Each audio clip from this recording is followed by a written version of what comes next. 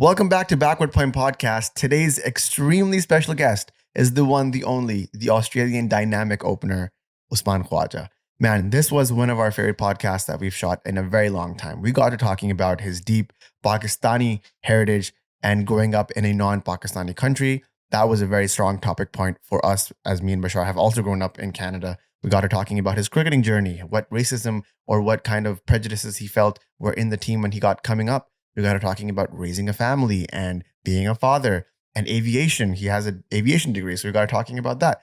Everything that we could think of was talked about, and we also included your questions. Yes, if you're in the Patreon community, you got a little bit of a sneak peek of this podcast already, and we took a couple of your questions. One of them being, would Usman ever consider coaching Pakistan cricket team? He had a very interesting answer to that, and a very real answer, I would say. I think that's a very the concern of what he had is outspoken nonetheless for everybody who's ever been approached for that gig. This was one of our favorite episodes we've done in a very long time, and we appreciate your patience for listening in. Today's episode is sponsored by Yashi Sports, the home of cricket in Canada. If you need any of your cricketing needs to be met, Yashi Sports is where to go. We'll leave a link down there. If you use our code BP10, you get 10% off on merchandise and services and etc. Thank you, Yashi Sports, for sponsoring this episode and many more to come. We have a long-term partnership with them, so please show them some love. Let them know that Backward Point sent you, and enjoy the episode as it comes to you now. Thank you. It's down under. You were in New York City last month for the India versus Pakistan match. You're in Toronto now for the G20. It's almost like you're the new ambassador for cricket in North America. How do you feel about that role? I don't think I'm the new ambassador. I just See you everywhere. I was in US because Amazon had the broadcasting rights in Australia. And I mean, I thought it was a cool idea to go over there, promote the game. I mean, US, I never thought I'd be watching cricket in the United States of America. It was so bizarre. I mean, Canada to an extent, but I've seen Canada in the World Cups for a while. So it's a bit more like when I first saw it when I was younger, I was like, I'm good mates with John Davison, who got the fastest ever 100. I played golf with him. He was my mentor when I was coming through the academy, and he was obviously playing in Canada at the time. So he still likes to talk about that 100. It's a pretty good 100, actually. I've watched it. It's pretty good. But yeah, USA just felt so different because it's, Canada's still Commonwealth. So it still feels kind of similar, but USA just feels way different. Who were you supporting in the India versus Pakistan match? Genuinely, no one. Cricket. You can't be diplomatic here. I am diplomatic because I support Australia. So I don't care who But it's wins. India versus Pakistan. When I was younger, I'd probably be like Pakistan, but I mean, it just doesn't faze me anymore. I'm still Pakistani. I grew up as a Pakistani, and my family and whatnot. I'm sure my mum and dad definitely very staunch Pakistani supporters, but for me, it's like I'm Australian. I have to play against Pakistan. So, I've got friends on both sides of the camp. So for me, I just wanted a good game. I think I got a pretty good game. I feel bad for Pakistanis. I mean, as you guys just don't win World Cups. You guys just don't win World Cup games against India. What I should say. Yeah, you guys, it's tough. just one World Cup game, a T20 game a few years back was the only one.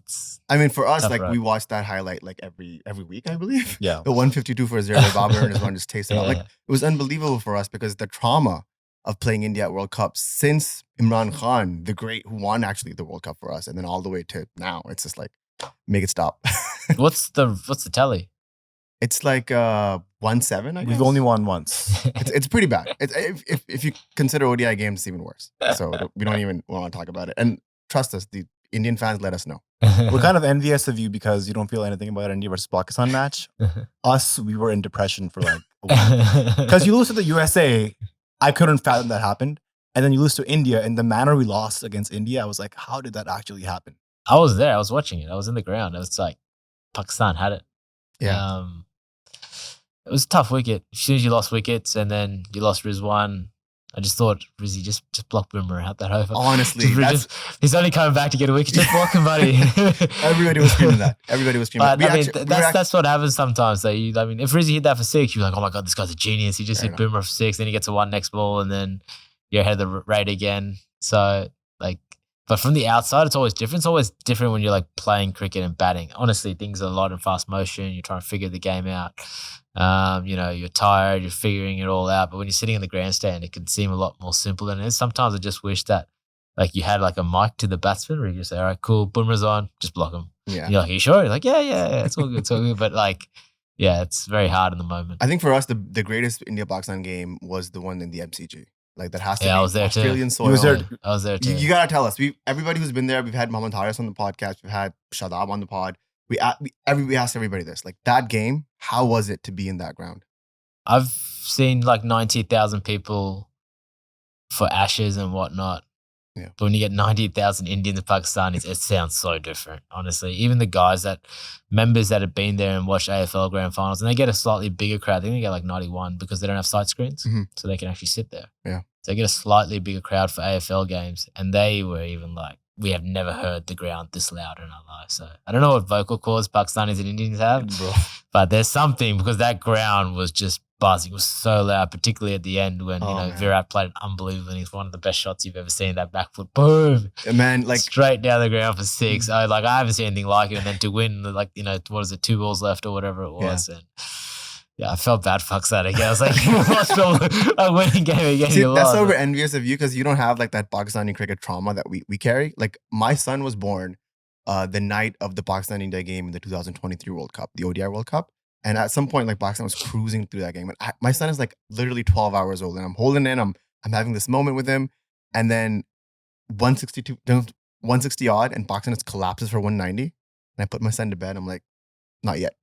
Not yet. Because that generational trauma, I'm like, I'm going to give it to you, but not yet. You gotta wait for that. And for us, it's like, we look at you and even Bashir now who's playing for England. We're like, you guys don't really have that trauma for the Pakistan fans. You guys, I mean, Bashir plays for England. He's an English supporter. He played for Australia, an Australian supporter. That divorce that you have, like how long did it take you to actually have that? Because for us, we've been in Canada for like 10, 12 years. And we support Canada all the way. But still, it's hard for us to like separate us from Pakistani cricket fans. I mean, growing up, I didn't support Australia till about 13, 14. I supported Pakistan and the Windies and pretty much anyone else. I just didn't relate to Australian cricket team. How come? I just didn't relate to the Australian cricket team. Okay. Like the guys that were playing there were they were very different. The culture, there was the beer drinking, sort of brash, what we call bogans in Australia, the rednecks sort of culture, and I just didn't relate to it and I just could not support them and it found it really tough. And it was the same for me. It was growing up in Australia and the same people who were racially vilifying me while I was playing cricket and just at school and parents and stuff, whatnot throughout my life. They kind of looked like the same people that were playing cricket for Australia at the time. And the way they went about it always, we come from a very reserved culture and subcontinent, keep your head down, respect your elders, speak when spoken to. Like sledging is not really a thing. It never was a thing in subcontinent cricket.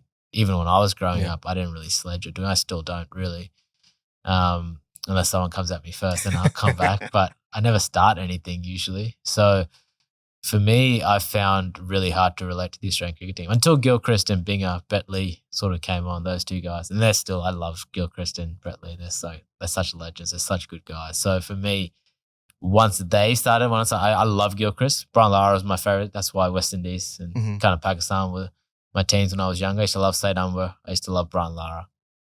But my true hero, once I was like 13, 14, 15 growing up, was Adam Gilchrist, and I get all the gear like Gilly. I just wanted to be Gilly all the time. And he's the one that kind of got me, him and Brett Lee to some extent, over to the Australian team. So I looked at him and I was like, oh, these guys seem like genuinely nice guys, good blokes. They make time for everyone. Gilly was loved all over India. So was Brett Lee. Like they made time for everyone. And I was like, okay.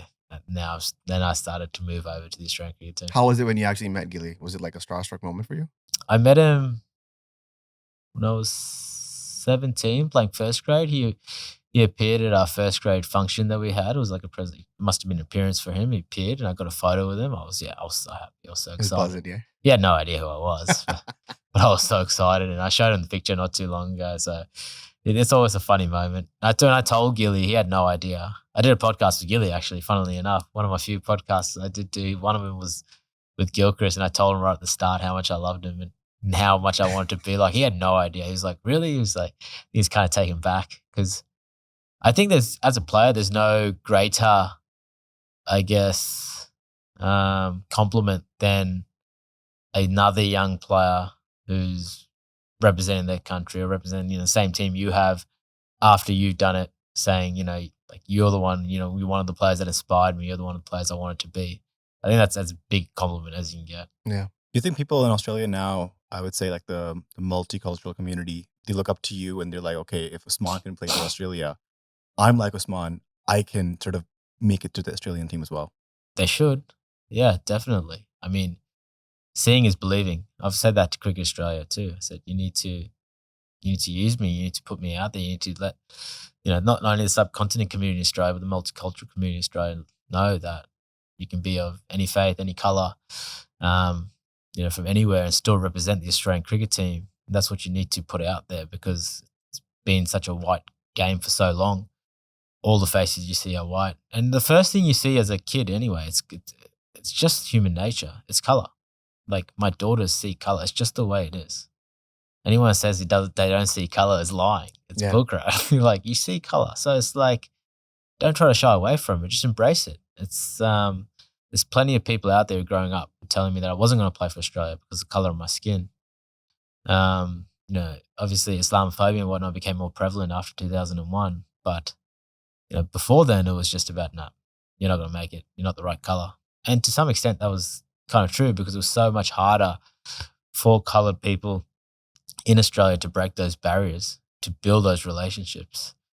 I had friends at school, I had friends at cricket, but they were all white. So I got really used to being around white Australians and integrating and understanding, even though when I went home, my parents are very Pakistani and very Muslim. So at home, it was very different, but at school, it was not. And I've always had sports to break down that barrier because I didn't play cricket. I played everything. I played golf, I played tennis, rugby league when I was younger.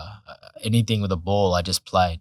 Just sport broke down all those barriers for me. So, I mean, it's always been harder for someone of subcontinent background, particularly any multicultural background in Australia. The facts are just there. Yeah. Like how many brown people have you seen play for Australia? So for me, yeah, exactly, one. So, I mean, Andrew Simons was kind of there, but Andrew Simons was as Aussie as you get. I loved him, man. He was such a legend. It's so sad that he's passed away now. But he was coloured, but he was the most bogan Aussie you'll ever meet. Like he went hunting and fishing. He's from North Queensland. Like he was Australian.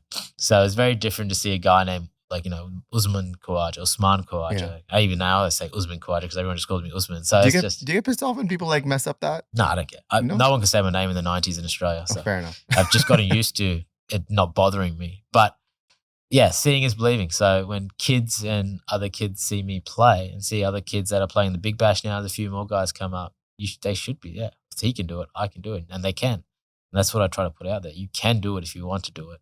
And try to tell the parents too, let your kids do it if they want, because you know what subcontinent parents are like when they get to age 10. Just my mom, same thing, go study, stop playing cricket. I'm like, oh, hold up. They can make a lot more money playing cricket if they're successful than most professions that you want to put them in. And that's the language they understand. It's like, oh, okay, you can make a living doing this? All right. I just find it bizarre. Parents don't really. I think now the IPL's broken it down. Now parents are starting to see because they obviously hear about the IPL and stuff. But playing international cricket for Australia is very lucrative too. So were you rebellious when you were younger to play cricket? Like, because we were similar backgrounds in the same sense that when we came here, our dad and my mom, they didn't really say it, but it was kind of an unspoken thing that, okay, now we're here in Canada, you guys got to study your ass off. And we played cricket, we still play league cricket, but it's not, we never reached the heights that you did. But there is sort of what we've noticed, a rebellious tone in cricketers trying to stay away from what their parents are telling them to do, and they chase their dreams. Was that a similar role for you? No, because my dad loves cricket. There we go. My dad absolutely lives for cricket. He was telling people I was going to play for Australia at the age of 6. It was stupid. He believed it. He believed it. I mean, I wanted to believe it. I kind of believed it, but I didn't want him to say it. It was so embarrassing. You go to uncle's house, this is my son. He plays this. He does this. He just scored this. He's going to play for Australia one day. I was like, Dad, I'm 7 years old. How can he shut up? Seriously? Because you see the parents look at me. I was like, oh, yeah, of course. And then I could see what they're thinking. No, he's not. I was so funny. I met one of my physiotherapists. I had stress fractures in my back at 14. The same thing, my dad, same story. Met him. Pat Farhad was his name. He's right up there as a top physio in Australia. Still works with Cricket New South Wales. Worked with India for a few years. Literally changed the structure of Indian cricket. probably about 10 years ago. He's like the guru of physios. And I met him at 14. He was helping me with my back. And I still remember my dad goes, oh yeah, this was son. He plays this. He just scored this. He's going to play for Australia one day. And I still remember Paddy. And Paddy had been around Australian cricketers because he was working with Cricket New South Wales at the time and produced majority of Australian cricketers, and he played and been with the Australian cricket team at times too. And he's remember going, oh yeah, and then he was just kind of like rubbed it off, but he still remembered me coming to his clinic. So when I made New South Wales when I was 18, 19, I talked to him about that. He's like, yeah. I was like, I was a big boy too, so I had to lose weight from that time. He's like, yeah, you're a big boy, you need to get your core strong and this. And I'm like, yeah. He's like, I remember your dad saying you're going to play for Australia. And I knew the voice because that's how he talks. He's got that voice. And I was like, yeah, sure, mate, whatever. And this is when I was 24. I just debuted, and he was like, no, there you go. Look at you now. And I was like, he was right. He was right, Paddy. But no one really believed it. Does your dad say like, I told you so now to all those people? No, I don't think my dad's that kind of guy. Yeah. But I'm sure he thinks it. But he did manifest this though, because he really believed in you when maybe you didn't believe in yourself. I kind of believed in myself. I just didn't want him to say it out loud because it's embarrassing. It is. I think because cricket, I always loved cricket and I was good at cricket, but I also respected how hard cricket was even when I was younger. So I always had this touch of like humility. Just don't talk about your game. Just don't. You don't need to boast to people about you're a good cricketer. Everything I do, I take the piss out of myself a lot now. And take the piss, sorry, that means like take the mickey out of myself. We got it. That's the Australian term. We had to search Australian terms. This is going to happen. Yeah. We missed Bogan though. Yeah. That's one thing we missed. But I joke around and big note myself on everything that I'm not confident in. I'm not confident in, like if I'm playing like a card game or I'm competitive like table tennis or something, anything that I'm not a professional at that. So I'll carry on with that. I'm like, you're crap, I'm the man. And I'll walk around.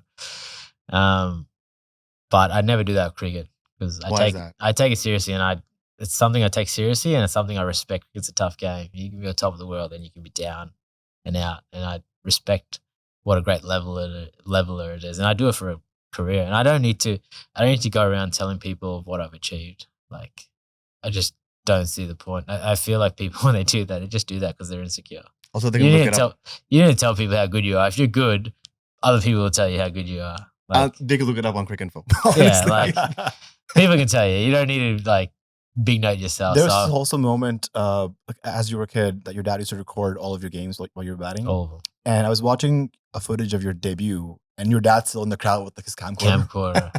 Does he still record your games? Nah, he doesn't anymore. They're on TV. Technology's taken over, thankfully. He's probably recording him on Foxtel back home or something on TV, on the cable TV, but no, not at the camcorder. But David Warner always laughs too because he was like, every time I saw your dad, he just had the camcorder in hand. I'm like, yeah, that's all he did. It's classic. That's a great segue actually, because we were going to ask about Davey. You've been friends with him for a very long time. How do you keep up with the professional and personal friendship like that? Because you guys have that partnership. You guys are the openers for Australia, and then off the field, you guys are like mates. How does that work? What do you mean? It's pretty easy. It feels like it's tough because what if there's a professional disagreement on the pitch? Like what? Give me an example. I don't know. I don't have an example off the top of my Is head. it easier to open with him because you've known him since you were a kid? I've known most of the guys in the team for a long time. Like you play cricket with everyone. Cameron Green's are probably one of the younger guys that I haven't played a lot of cricket with. But like I play a lot of A cricket, even guys like Travis Head, who was in another state. I play a lot of Australian A cricket with him. Marnus obviously played a lot of cricket with him at Queensland. And then people like Warner, Smudge, we grew up playing together. Me and Davey were the same age. We've known each other since 6. I've known Steve Smith since he was 15. We came up through the ranks pretty much together up through New South Wales and played New South Wales for ages. Same with Paddy, Starkey, Hazelwood, played with all these guys in New South Wales. Lino, we debuted one test match away. I debuted one test match before Nathan Lyon, then he debuted. I've known him for we played with each other for 14 years. I know all these guys. So, we know how each other works, and there's never really professional disagreements because everyone's trying their best on the field. Everyone's trying to win. Yeah. Unless someone's not trying to win, it's like, when it's like, that doesn't really happen. So for us, it's all about, people are going to make mistakes, things are going to happen, but I've never, ever had like like on field, like actual tactical stuff issues with what's going on because everyone's just trying their best. And Australian cricket is known to have like that dog in them. Like everybody goes in there, they want to win. It's like that kind of like velocity, the ferocity that the Australian cricket team has. It's like people are in awe of it. What is like the DNA of that? Where does that come from?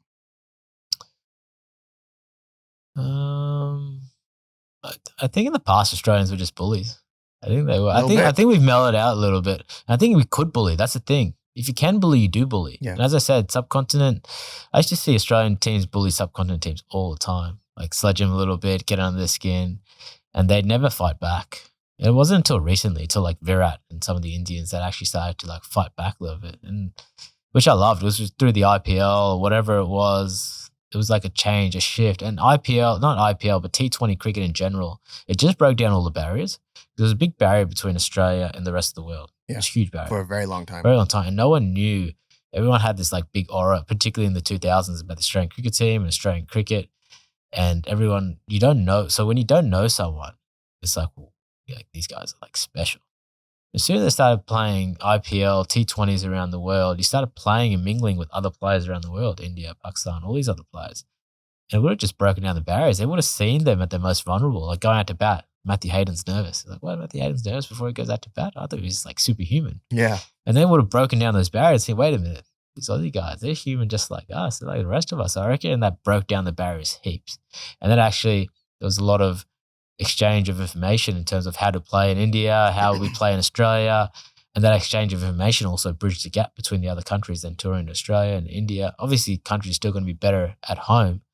There was a lot of like sort of knowledge shared and things that happened during that time, which just broke and alleviated all that persona. So Australia, yeah, I think they bullied teams because they could in the past, but then it wasn't as effective once everyone started to know each other because it's like you sledge someone that you know and you look at it and you're like, come on, man. Like your head, you just sort of like laugh and walk away. That's why you hear the old boys now, they're like, oh yeah, they're too nice to each other and this and that. Well, it's like, yeah, because we played cricket against each other. We actually become friends playing in, Canadian leagues or American or English or Australian, whatever leagues, Indian leagues around the world. You become friends with people. So you have a rapport with them. But before, like if you played against an Indian team, Australian team playing against an Indian team or a Pakistani team or West, you didn't really know the guys at all. Yeah. You never played with them. So the whole dynamic of cricket has changed over the years. Yeah. What about the Ashes? Is it still heated in there or are you guys buddies off the field?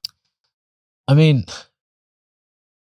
I still get along with a lot of, like, I like a lot of the English guys, but it's heated because we care. There's a lot of tradition behind it. There's both teams want to win. There's passion. The Ashes is the oldest rivalry there is in cricket. So it's, both teams want to win, particularly in England because, I mean, last couple of times in Australia, we've dominated England in Australia. We've retained the Ashes twice in England now, but we didn't win. But we still retained it. That's all you need to do, unfortunately, for England. So, I mean, they know it. Last 4 Ashes we've retained and won, and there's a lot of emotion that goes into it. That's why you see the emotion on the field and off the field. Like we're still friends. I see Stokesy. I play with Stokesy in the IPL. I get along with him. I think Wokesy, I get along with. There's guys in the team like Mo and Ali, like I love. Like guys who are playing the team, I get along with really well. Brody was always cool. I thought Brody was really cool. Jimmy, I play with in Lancashire. I got along with a lot of them. I get along with most people anyway, so there's not many 2 people I don't get along with. But I mean, most of the time the boys are pretty good. They don't really, for me, they don't get to a point where it's like, no, you've gone too far. It never really gets to that point. It's a bit of chit chat here and there, and a bit of emotion, like the Johnny Bairstow dismissal. But we don't want to go there, but but that's pretty much where that's just a part of the game. Did you feel like you got sprayed extra by the Lord's crowd because you're of color? Like you got extra sprayed while walking back? Maybe not. I don't really talk about it. Everyone's trying to ask me. I like how you've asked me. A little cagey. That's the cagey. That's the sneaky way you've asked me. Everyone asks me what they say. It's happened. Like it's unbelievable that the fact that the MCC long room was, going at us the way they did. Pack mentality, everyone. It was bizarre. But, I mean, I'm sure they're the ones that regret it. We really have nothing to regret. Do you hear when the crowd sledges you? Because we asked Azam this, and when Azam was going in, and there was like lots of calls about him being nepotism and all that because he's Moin's son. He heard, like when he was in Karachi Stadium, he said like I could hear every single guy taking my name, and I was always wondering like how do you then focus on the bowler? Because if you can't zone out the noise, you're sort of like getting like warped up into the emotions more so than the game. I mean, I don't really hear anyone in the ground unless it's like empty. If it's like not many people, then you hear like people can say what they want. But when it's like most times we're playing for Australia, it's sometimes pretty they sing busy. in unison, and they're like trying to really get at you, especially the English crowds. Oh, the English crowd, they sing in unison. You'll hear, but I mean, if they're singing in unison a song about you, you've done something right, I reckon. Yeah. Well, that's how you take it then. Well, yeah, you have. It's like if they're coming at you, then there's a reason they're coming at you. So, I mean, unison songs, Barmy Army, they're mostly towards their own. They're mostly towards their own team, and they're mostly pumping up the tires of their own team, not so much against the other guys. But like, if you walk in past the crowd, as you do have to do in cricket, you have to walk past the crowd. If someone says, sprays you, sledges you, whatever, you hear it. But in the ground, once you get in the middle, it's like you don't hear it. But you're good at tuning it out. Yeah, I don't. I mean, I you can ask my wife. I have tunnel vision. I don't. Oh, wow. Yeah. I'm on the phone, and she knows if I'm on the phone, and she learned once I'm on the phone, if she's talking to me, I'm not there. So now it's funny. Now I'm on my phone. She starts talking. I'm like, yeah. And as I'm on my phone, I can kind of just hear her just stop talking, and it actually gets me. That's the only time I'm like, oh. And then she starts talking to me. She just stops talking. It's hilarious when she has something really important or something important telling me. If I'm on my phone, she's like, if she doesn't see me on my phone, she's like, oh yeah, what about that? And she sees me on my phone, she just stops. Waits for me to put my phone down. It's like, and then I'm like, okay. So even she knows what's on my phone. I get the same thing in cricket. Just tunnel vision straight down the field, like the wicket, the field. I'm just not thinking about anything else. Something interesting about you is that you're also a qualified pilot.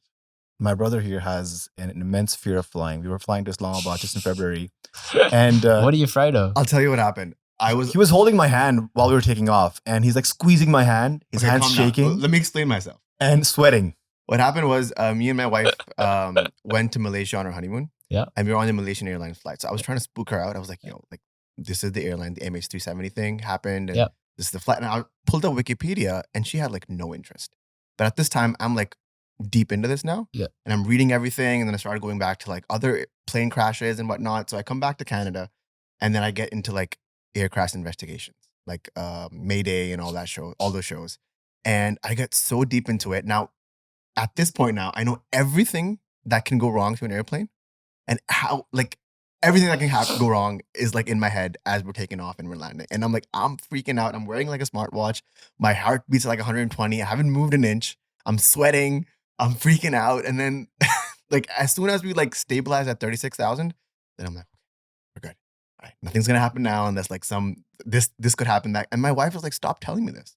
And even Bashar. What are you most afraid of? Like we'll just like the pilot will stall and we'll fall.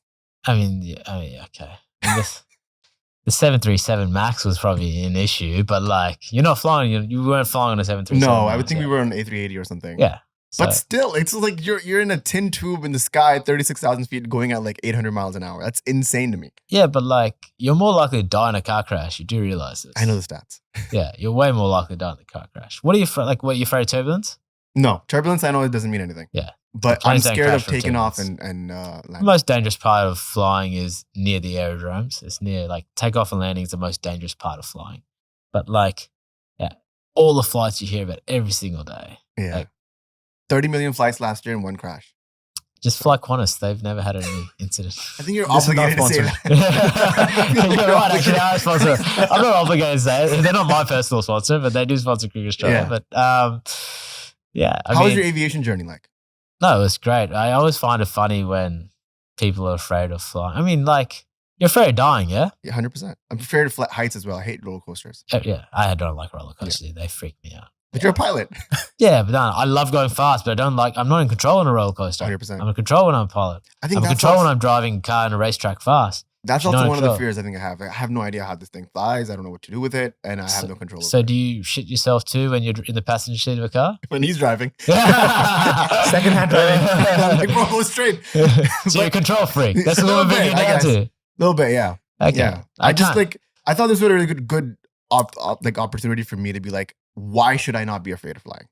I mean, everyone's going to die at some stage, right? Inshallah. Yeah. You're going to die.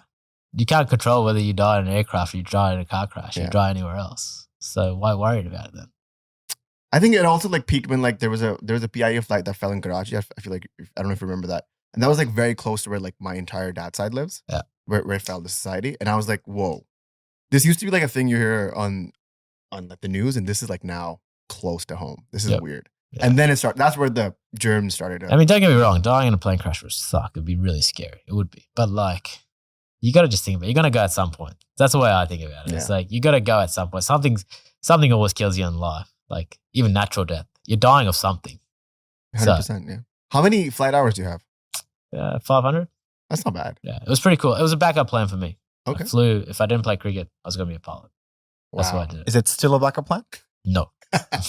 I don't like traveling as much anymore. I prefer not to travel, and if I do, I prefer to travel, having my family there. Yeah. This must be like a tough trip for you then. Nah, 2 weeks is fine. 2 weeks. I normally have like a full week. If I'm away for more than 4 weeks, I'll have a family over. If I knew earlier that I was coming here, it wasn't such a last minute, I would have brought the family over. Mm-hmm. But I couldn't play with 2 kids. It was just too hard. Yeah. We want to talk a bit about your actual playing career. So your debut was in an Ashes test at Sydney, replacing Ricky Ponting. Damn. Big shoes to fill. I'm not replacing. He was injured. So I was like, you make it sound. You're coming in for Ricky Ponting. Yeah, I was coming in for him. That's a better way to put it. I wasn't replacing him. It was just really special. It was my home ground. In an Ashes, family all there. It was just a really cool moment. I mean, your whole life is geared to playing for Australia. There's so many times when I was younger, I was like, yeah, I'm going to play for Australia. Deep down inside, I was like, but then the older I got, and when I started playing like grade cricket, first grade, and then moving up to state cricket, I was like, whew, it's not easy to play for Australia. Like these guys are good. Like these guys are better than me. Like they just score runs. Like every week they're scoring runs. These guys are better than me. I need to find a way to get as good as them. Will I get as good as them? Like there's plenty of doubt. It's like the whole career is always, there's self-doubt all the time, particularly when you're young. It's like, I'm not sure if I'm ever going to be good enough for this.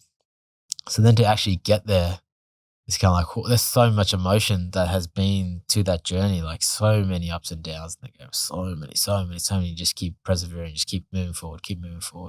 Like my family and my mom and dad would have seen all of it. My brothers, no one else would have seen it, but they would have seen my emotions the whole time, the journey. So it's quite special for them too. So then to actually get there, it's really hard to explain. Imagine trying to like achieve something for, I was 24, playing 5, 6, almost 20 years. Imagine trying to achieve something for 20 years and then finally achieving. Imagine waiting 20 years. And there's no guarantees you're going to achieve it either. Imagine trying to achieve something. There's no guarantees you're trying to do it for 20 years and you're close, but you're not quite there and you can reach it at arm's length. Because it's a lot different if you're trying to achieve something, but you're playing 4th grade cricket and you kind of realize, okay, I'm not going to play for Australia. I'm 20 years old and I'm playing 4th grade. Probably not going to play for Australia. But when you're actually really close to it, you're just like one step away. That probably has to suck more. Yeah, you're like so close all the time, but not there. It can be a bit of a tease in terms of like the guys who played first class cricket. And, for me, I just when I played first class cricket for New South Wales, I was like, I'm so happy. I'm a first class cricketer. Now no one can take that away from me. I'm a professional cricketer. That was one of the greatest feelings I had playing. I remember smiling the whole first session playing for New South Wales. Like, how good's this? I was so happy. And then, to play for Australia, to get there, it's just like, I can't believe this is true. It's like, it's so good. It was just, it was bizarre.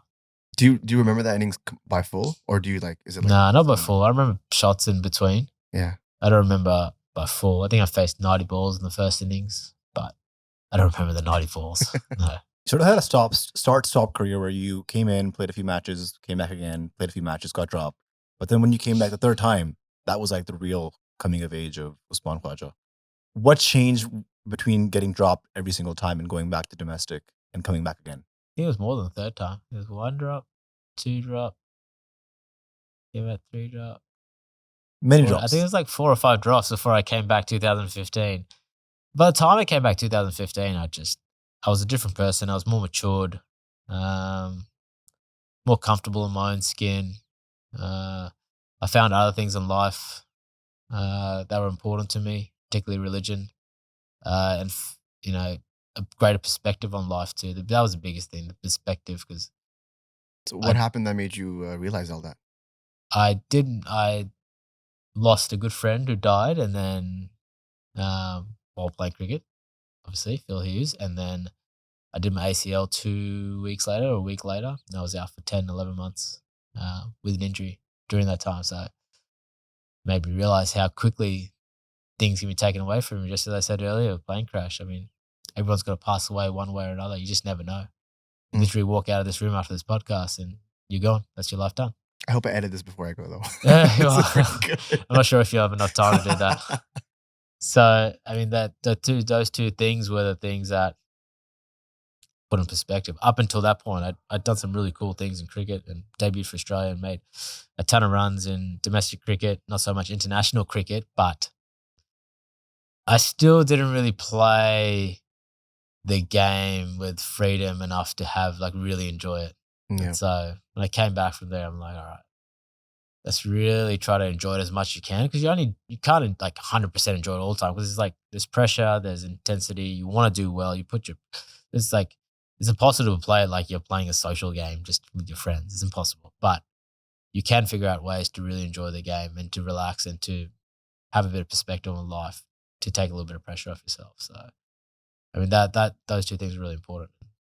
And that translated well into the game. When you came back, I came back, I scored a century in the first game. I was kind of had a bit more freedom. For me, it was all right, this is going to be my last series. It's going to be my last series. I mean, I still would have played,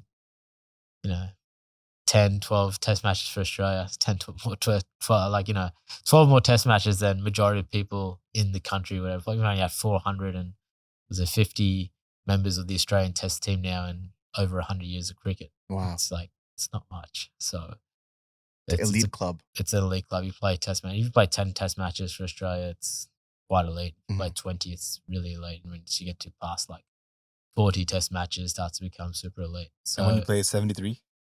Yeah, that's 70, and you're 70 something. Yeah, I played 73. There you go.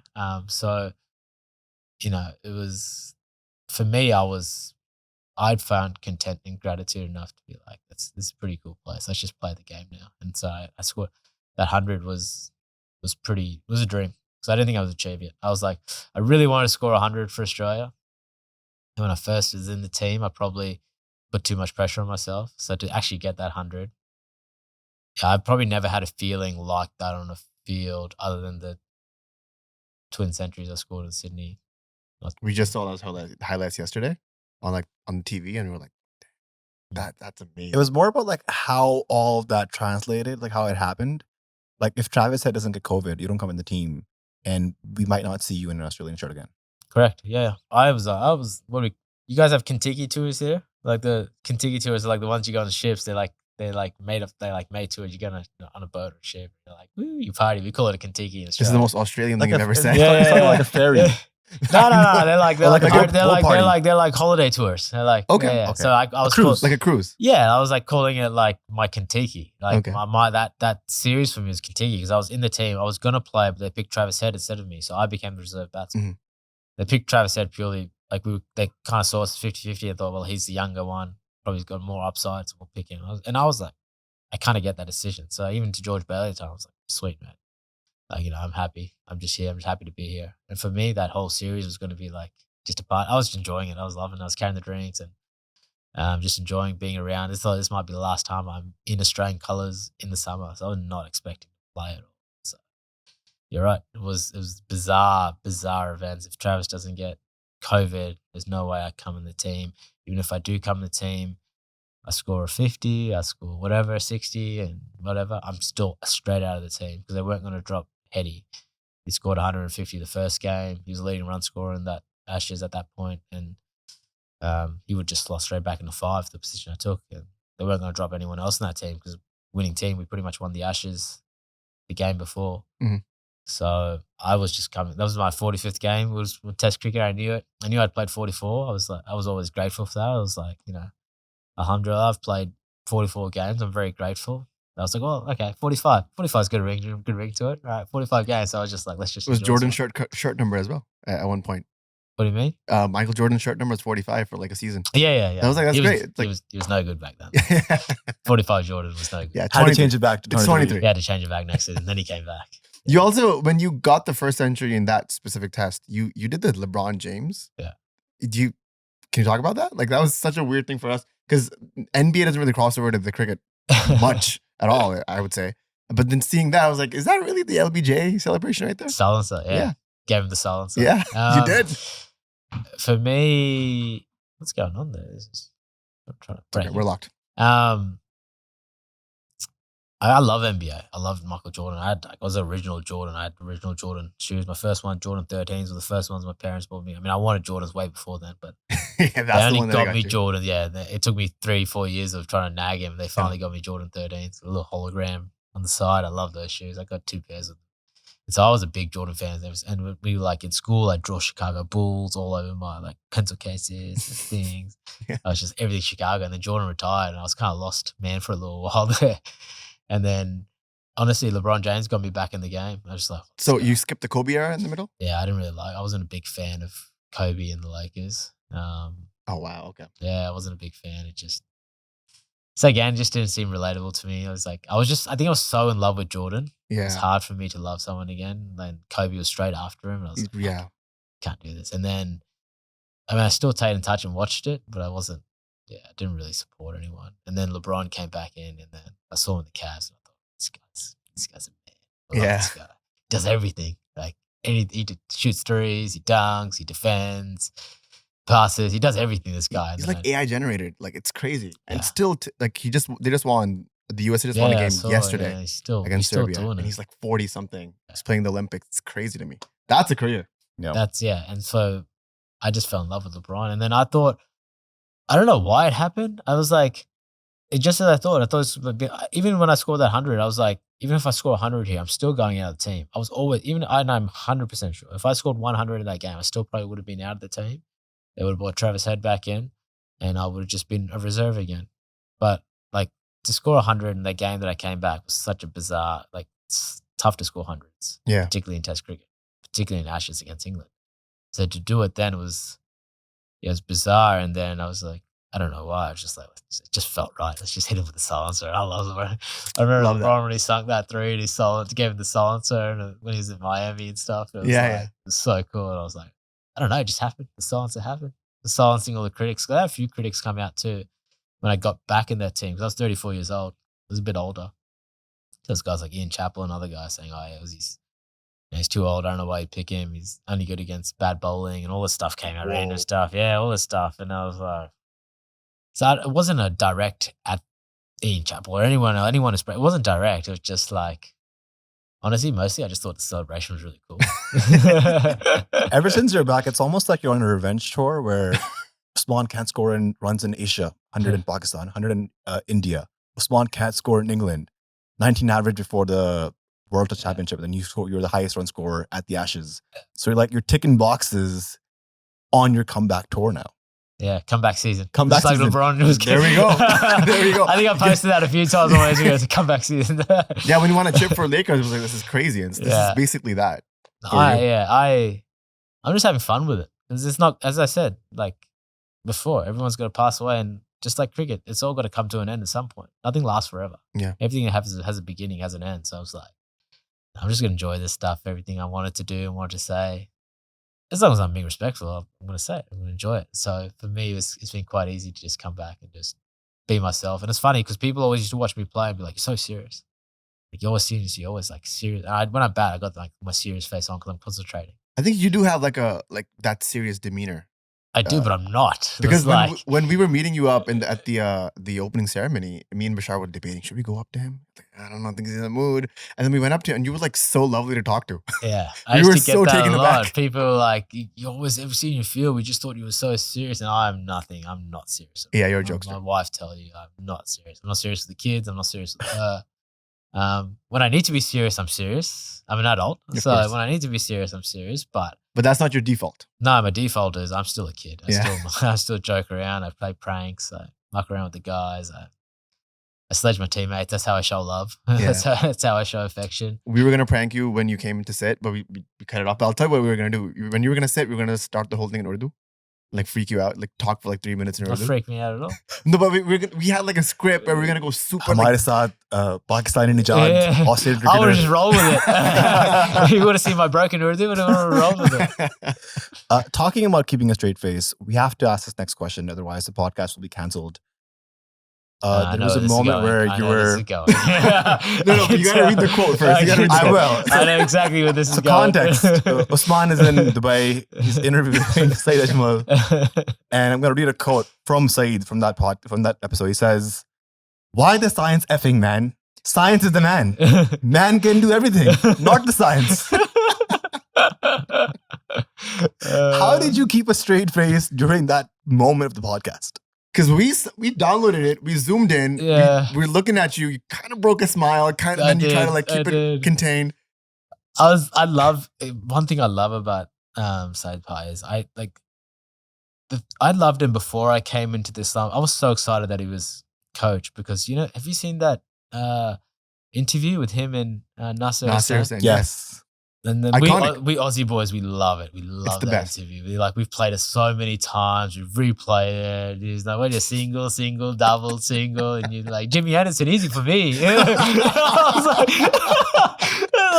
oh, you got hit a few times. Hold on. Yeah, my left leg, very too pain, my right. Too much painting, man. Too much paintings. It was like, it is my favorite interview because it's Yes. like, you can tell Saeed Pai was like, he was struggling with his English, but he's just had so much confidence. That's it. And you loved him and respect him. And I said it to him, I said, man, you're loved by all the Aussie guys because the way you went about it and you did it with so much confidence. And you tell you didn't know like what you were saying really, but you went out there and said it and all the boys love you for it. And I was like, I just wanted to let you know, like, I hope you understand how much like respect you got from actually having a crack and trying to speak English. Yeah. He was like, yeah, I appreciate it. So I was really excited. And when I got to know him in Islamabad United, he's so funny. I love Saeed Pai. He's a funny guy. Just like what he was in his interview. He's like in real life. He's got a real great personality. So I was like, I need to interview this guy. So I was interviewing it and he was speaking. And deep down inside, I was laughing because the way he said it was hilarious. Like the words he used were hilarious, but I knew what he was trying to say. Yeah. So at the same time, I was respectful because it was also an emotional topic at the same Yeah. time. It's like, I was talking about his action. Mm. So I was like, I have to give him the respect at the same time. I was like, I wanted to laugh because all I was thinking was, Jimmy Anderson, easy for me at this point. It's like he's going on a rant here, talking about science of the man, but he's actually trying to explain. He's like, it's not science. He's like, I can move my wrist over and I can bowl it without bending it. And I came back and did it and they wouldn't listen to me. They just said, no, the science says you can't do this. And he's like, what science? He's like, what are you trying to tell me here? I can show you. I can like disprove this. That's not science. That's not fact. So I kind of get what he was saying. And at the time, I had no idea it was going to blow up the way. No idea. I was just like, this is a cool interview. Saeed Ajmal. It wasn't until like a few days later, we were playing even in Abu Dhabi in the PSL. And then like people walking past and like, oh, there's science is the man. And I'm like, what's the science in the man? Like I kind of just forgotten about it. And then it was like, the boys told me, and they showed me the thing and it was going viral like online. And science In Pakistani pop particular, culture, that's like one of the moments. Like, we quote it all the time. Science is the man. What science? The amount of people I still have come up and say that to me from Pakistan, or they tag me in something, science of the man, or I'm walking down, I was like, oh, this science of the man. I'm like, science of the man. Yeah. My wife does not care about cricket at all, but she knows science is the man. Like that's right. That's my litmus test to knowing that this has gone. Like this is transcended borders and cultures. This is a thing of its own. And to be behind that, I feel like we owe you so much for that. We thank you so much for making that happen. When you first played Pakistan, when they toured to Australia, there was an incident where you got mistaken for a Pakistani player? What happened there? Yeah. I came in early because I need to do something in the change room. It was my home change rooms at the Gabba where I play. I was Queensland captain. And the lady came down and I was just like, she was upstairs. So I got someone to call her up to come down. She came down, she saw me. And I was like, oh yeah. And I spoke to her. I was like, I just need the change rooms open, like in an Aussie accent and everything. And she's like, oh yeah, no worries. And she went to the Pakistani change room and opened the Pakistani change room for me. And I was like, and she's like, there you go. And I was like, no. The Australian change room. I play for Australia. And her face just dropped. And she's like, oh, I'm so sorry. I'm Oh so my sorry. God. That's so I was bad. like, it's all right. Don't worry. I was like, I am Pakistan. Like, I'm born in Pakistan, so it's okay. She was like, oh, okay, thank God. At least I've got something excuse to fall back on. I was Oh like, yeah, it's my all good. God. Don't worry. Don't even sweat it. I was just like, and she opened the door. She was like, I'm so sorry. And I was like, honestly, it's all good. But you have a very distinct action, distinct accent. I think it's she because couldn't pick it up? she probably came down in a rush, and all I said was like, "Can you just open the change room, please?" I said it quickly, so she didn't. She just didn't heard it. compute, She didn't yeah. really compute the Yeah. accent. She just saw me, and she's like, "Pakistani." Pakistani. Fair enough. Like as I said earlier, the first thing people see is looks. You see color, you see Yeah. face. You don't see anything else. So it's like that's what she just saw. So I was like, I laughed about it. I told the media about it. It was pretty funny. When you do play against Pakistan, I mean, because you speak fluent Urdu and you understand it, has there ever been a scenario where you've like sledged the Pakistani team in Urdu, or if you've heard them say something in between and you're like, okay, I know what you're gonna do next? Yeah, I've heard a few things that, yeah, tactically, whether they help me or not, maybe most of the stuff is quite like, because we speak in English all the time, even when we're playing against each other, like in chill cricket, like I'm speaking English, just everyone's speaking the same language. There's like, there has been times where probably at the start where the guys didn't realize that I spoke Urdu, that I got a few clues, yeah. Yeah, but not to an extent where it's like, oh my God, it's like so groundbreaking. Like I kind of know what's going on. So yeah, at the start I did because they didn't know I spoke Urdu. But once they realized, they were a bit more, yeah, suspect about what they were saying. I heard Rizwan started speaking in Pashto in front of you because he knows that you know Urdu. Yeah, he did. Yeah. I said that in the Amazon documentary. Yeah, very smart. How is it like shooting that documentary? Because it's for us fans, like we don't really have anything like that for cricket. Like, the Last Dance for the MJ doc or F1 for the guys, Draft to Survive. We don't really have anything for the cricket fans. But when the test came along and we were like, this is amazing. The access that those guys get, the things that you guys are telling them, like we could only hear about those in biographies like years down the line. Yeah. How is that shooting? Like, are the cameras like always in the dressing room? I mean, the cameras are everywhere. You just get used to them. They're there Yeah. for the first day or two. You're like, oh yeah, cameras are around. Okay. And then you just forget it. You Yeah. go into training mode. You go into play mode. You're not worrying about the cameras. You're worried about trying to score runs, trying to win the game, trying to take catches. You're not worried about the cameras. You just literally, they just blend. You don't even notice them. They're just everywhere, but they just blend. So You're never thinking about like, oh my God, it's going to be on the test season 2. Or like, have you ever asked something to maybe be cut out? afterwards. Sorry? Have you ever asked something to be cut out from the documentary? Like, this is too much. I flagged a few things with him. It's like, it's normally like, I've never said anything. It's like, oh, I don't like what this looks like. It's more like, have you given enough context of what this person said? Because they cut things out. So they might say like a line from this guy. It sounds really bad. I'm thinking about it as if I'm a viewer watching it. I'm like, even not necessarily me, if someone else says it. Because I watch, like, they show us the footage before it goes out. And like you might need to put more context there because the way this is said, it's like, it looks really bad. So it's just bits and pieces like that. But I'm more for like, yeah, if you got it on video, if the guys are there and it's entertaining, then show it. I'm just thinking like in like the Pakistani cricket dressing room, if you put cameras in there, oh my God. I don't think that will work out. We're a bit easier though. In Australia and Western world, we're a bit more liberal. Chill. A bit more chill. Yeah. Pakistanis and Pakistani culture in Pakistan and subcontinent culture in general, I find it. Yeah. It's a bit stringent. Yeah, stringent, judgmental. There's a lot of that stuff going on. Yeah, you said it, not us. Yeah, I'm happy to say it. I've seen both cultures. I've seen Australian culture and Pakistani culture, and I'm very much, the most important thing to me is religion. Yeah. And as I grew up, I learned to distinguish the difference between religion and culture. Yeah. I didn't understand the difference between religion and culture when I was younger, and I think it's to my detriment. Yeah, it's to a detriment. We realized that when we came to Canada as well, because we grew up, we were in post 9/11 USA for a bit, and then we went to Pakistan for 7-8 years. Only like a small slice of our life, but it's been so ingrained in our personality. And when we moved to Canada, that's when we found the distinction between culture and religion. Oh, this has been part of culture, which we've been mistaken for religion, and vice versa as well. And don't get me wrong, I love. There's no perfect culture. Like there's heaps of things I love about Pakistani. It's subcontinent culture, it's not even Pakistani, because like Indian Pakistani culture is the same culture. Yeah. So yeah, like, for the most part. For the most part, the only thing that separates is religion. Yeah. The culture side is very similar. Even like the wedding, like the 4-day weddings, that's culture. That's not religion. So did you have a 4-day wedding too? No. Okay, good, smart. No, I just had a nikah and a ceremony, then a walima. Yeah, so, good, cool. So for me, it was like, yeah, even Australian culture.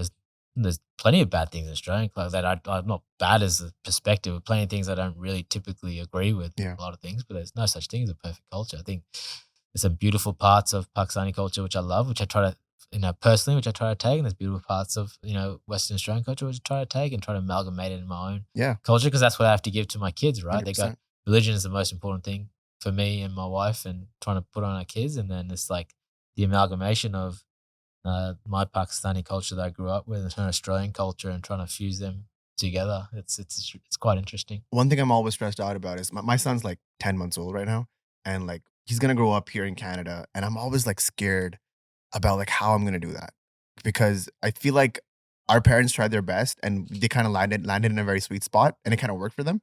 But like when it's like a brand new child, you're raising them in Canada, it's like the differences are huge. And I'm always worried about how I'm going to navigate certain things and whatnot. How am I going to enforce cricket on him? I mean, for you as a dad, as a new dad as well, like how did you work that out? I'm just asking for myself here. From my experiences, I said to my mom, like my mom used to be like, "Oh yeah, we're gonna marry you to a nice Pakistani girl." And I was like, "Mom, I live in Australia." Like, and there's like, we're not living in Canada. There's not that many Pakistanis here. We're like, Fair enough, yes. you know what I mean? We're not Yeah, in England true. here. There's the majority of like the population is either it's like, East Asian in terms of like Chinese, Vietnamese, Mhm. and there's a lot of Indians, and there's some Pakistanis, some Bangladeshis, and some Sri Lankans.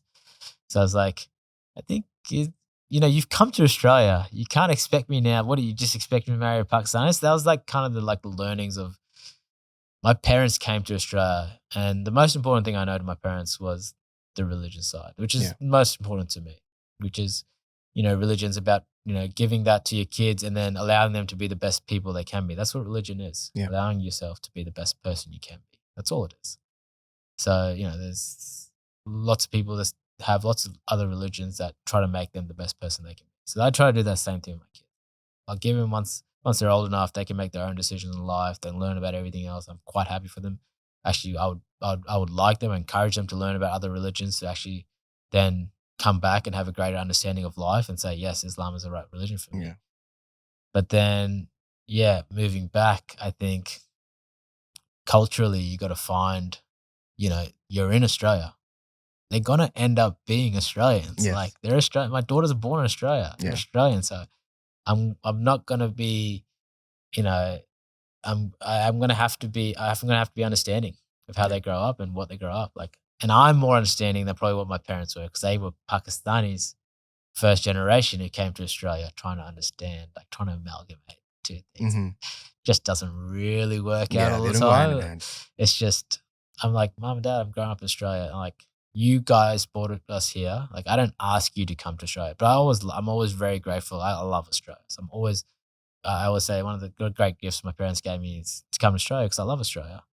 I found my wife there. I've got my kids there. Without them coming to Australia, I would never have, what I have right now. So I'm very grateful for it.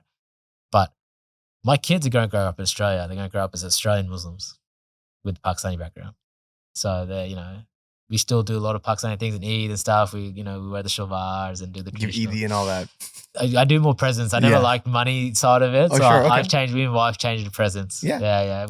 I don't prefer the money side. So the Eid is more presents. But Yeah, we still do that. Same concept. Yeah. Yeah. But then, they're going to grow up as Australian, Pakistani Muslims. But they're going to be mostly Australian. Yeah. 'cause It's first in the name. Yeah, that's where they are. So then they got to navigate their life, accordingly. And once they get, become adults, that's as parents, like we can't, like that's on them then. We try our best to look after them, to take care of them, to guide them, to help them when they need.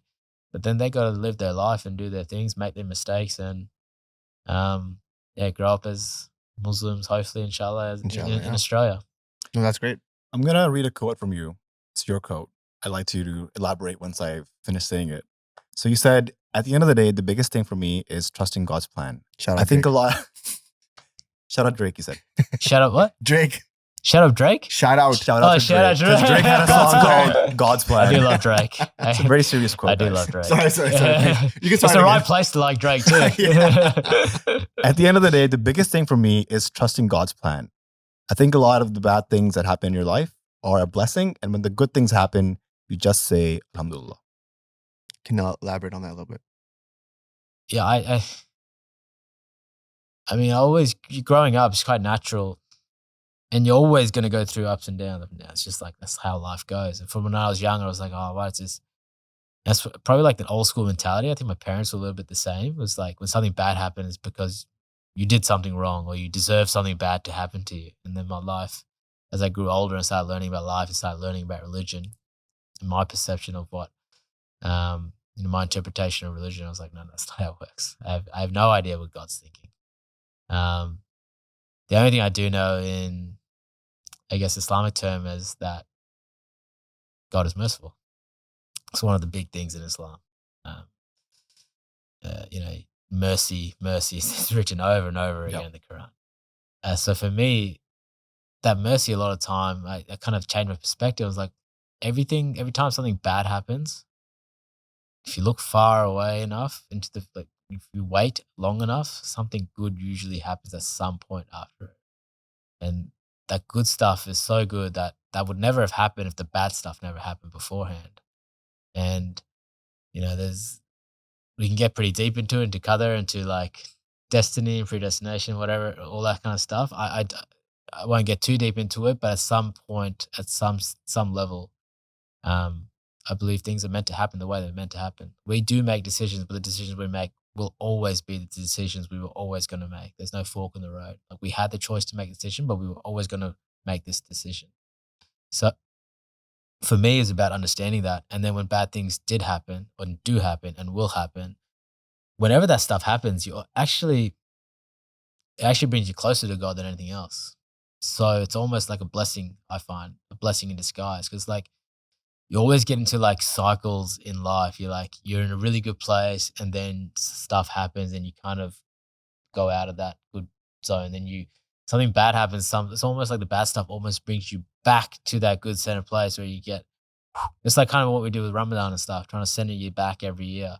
It's like a constant centering. But like, I also think that a lot of times that tough things happen in your life is a blessing from God, because what happens is you have to be one again with your creator.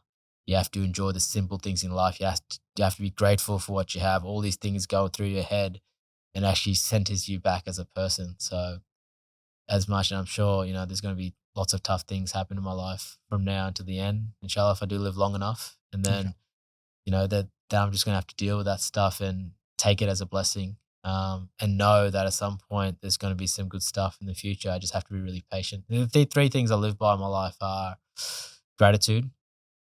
I think people can get really caught up in this world. You want what others have, particularly when it comes to things like the materialistic things and money.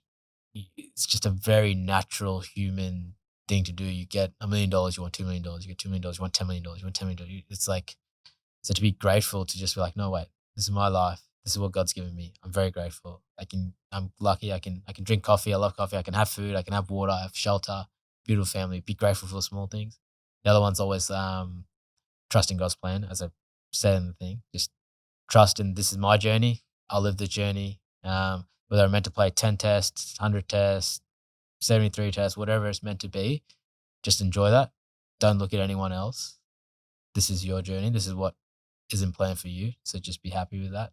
And the third one is the patience. And so when things are going really long, it's like, ooh, like this really sucks. Like, how long is this going to last? I don't know how long it's going to last, but I just got to find the patience to just get through. I always say to my daughter, she's so funny. She's got a mother's patience, lacking a little bit of patience. So I always said, honey, patience. I loves patience. So what do we patience? She goes, yeah, sabr, dad, sabr. I was like, yes, sabr.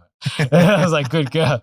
And she's so funny now. So she's quite manipulative. I love seeing little kids like, so I try to impose these things on, like, I try to like teach these kids. So I was like, so she's just starting to learn about God and stuff. So it's like, where's God, Dad? I'm like, he's very high. So she's just up there. He's always watching the honey. He's always watching. He's like, okay. I was like, yeah, God made the moon. God made. And so she was sitting down one day. She's like, oh yeah, God made the sun. God made the moon. God made the trees. I was like, yep, God made trees. I was like, God made the animals. I was like, yep, God made the animals. And she was like, God made the spa. I was like, God made humans who made the spa, honey. You're on the right God. They're so funny. But then she also started manipulating me after too, because I was like, honey, if you want something, you just got to ask God for it. And you might get it, you might not, but that's the best way to do it. And she was like, okay. And she was like, what do you want for your birthday? And she was like, oh, please, Allah, can I have a bike? I was like, good, honey. I ended up getting her a little bike, and she was Yeah. like so happy. And I was like, what do we say? She's like, oh, thank you, Allah. And I said, it's so funny. But then we were one day out at the shops, and she was like, saw these lollies, and she was like, can I have lollies? And I was like, no, honey. She was like, please, God, Allah, can you give me some lollies? I was like, you son of a gun. And she like smiling at me while she's talking. She was like, please, Allah, please. And I'm like, Yeah, you gotta get sure. lollies. There you go. Like, you sucker, you're manipulating me. Yeah. You've already got so it's pretty funny. And to see that and to be able to pass on those three things that I talked about, it's pretty cool to watch. Oh, that's wonderful. We're wrapping up now, Usman. And we asked our Patreon subscribers some questions. We're just gonna run these by you and see what you got. Yusuf asked, given that you're a professional athlete, how often do you eat Pakistani food? Giving up butter chicken, lamb kadai, biryani, halwa puri, chana nashta for cricket must be a huge sacrifice. I love Pakistan. The things I love are always the worst for you, right? Like, I'm quite strict on what I eat, particularly now. The older I get, the harder it's getting. The more I have to be worried about. Like, metabolism definitely slowed down from when I was 30, from when I was 25. I just have to be so much stricter now. So, I mean, I love parathas. Oh man, they're out the door. Those are tough. Keema paratha. When I walk there, like paratha and chicken karai. Oh, let's get it. My mom, when she makes a tava paratha, I'm just like, oh. She always like, I'll make you a paratha. I'm like, no, mom, I'm off carbs. For about 13 years now, I've been eating high fat, low carb. So it's like avoiding it. It's very hard to eat low carb in a Pakistani family. Exactly. When I first told my mom like how I was eating, she's like, all right, what do you want? I like chicken karai. She's like, all right, well, roti banana tomorrow? I was like, no roti. And it's like, do you get paratha chahiye? I was like, no. She's like, rice? I was like, no. She's like, how are you going to eat it? Yeah. I'm like, with a fork, mom. Can you just maybe make me some salad, please? And she's like, what? And she's like, oh, okay, please, mom, just do it. And she made it for me. And then she's like, she's seeing me. She was kind of like watching with awe. I was like, what's going on here? But now it's a norm. Now she doesn't even, now she makes me like my keema or my chicken karais. Because I go home, she like pampers me, right? As dirty mothers do. Yeah, of course. And so she makes it for me. She makes a paratha and just puts it there. My wife, Rachel, loves parathas. So she always like straight into the paratha and she's like eating it. And I'm kind of like staring it down. I like take the smallest bit off just to make her happy and to make myself happy. And then I push it aside and then I eat it and I give it to my brother or something. But I had that little bit of pride. I'm like, oh my God, this tastes so good. So it takes a lot of discipline. That's what it does. Me and my wife tried our best to have like a high protein diet as well. And my mom just does not understand that protein and chawal and rice are not just like, we're not trying to have that. She's like, what do you mean? Like, I've tried to explain to my dad. Yeah. My dad's diabetic. I'm like, man, Dad, you should not be having anything. You should you out of anyone. So it's like, that was part of the reason too, because I have my family has a history of diabetes. So it's like, we're insulin resistant for a reason. We don't obviously, at some point, our body says this sugar and this carbs are too much for us. So yeah, I've been off them for a while. Zan asks, I think this is more of like a plea, so take it with a grain of salt. He says, would you ever coach Pakistan? Like, please coach Pakistan. I'm just going to add the please at the end. Honestly, I love being a part of subcontinental teams. Like when I've been to India, played against him, been there for the IPL, played against, particularly India and Pakistan, because the language and the culture is so similar. Like we were, no matter what history says, we were one country up until 1950s. So for hundreds of years. Yeah, we were. That's why we share so many of the same cultural traits. Yep. Which is why I get along with Indians and Pakistanis alike in Australia, because we don't really have any stigma in Australia. Like most of my best friends are Indian. Yeah. So both those countries I find a lot of fun playing with them, because then I can actually speak Urdu or Hindi and just like go back to my roots, and we have similar cultural, like the way I grew up is the way they grew up. So there's something the younger kids that are going through some stuff, they find a girl or whatnot. We all know what happens when you're young and don't bring home to mother. Yes. So all these similar things that happen there are hilarious. And for me, I would love, after I stop playing cricket, at some level to come back and, go through the different, whether it's T20 tournaments or whatnot. And, not only because I've got the best of both worlds, I can communicate and get along and understand the Western world, Western players, but I can also do with the subcontinent players. I speak the language, I understand the culture. So I'd love to impart some of the things I've learned about the game onto both sides. But I find Pakistan, I find the Pakistani cricket team, and I say this, no, probably,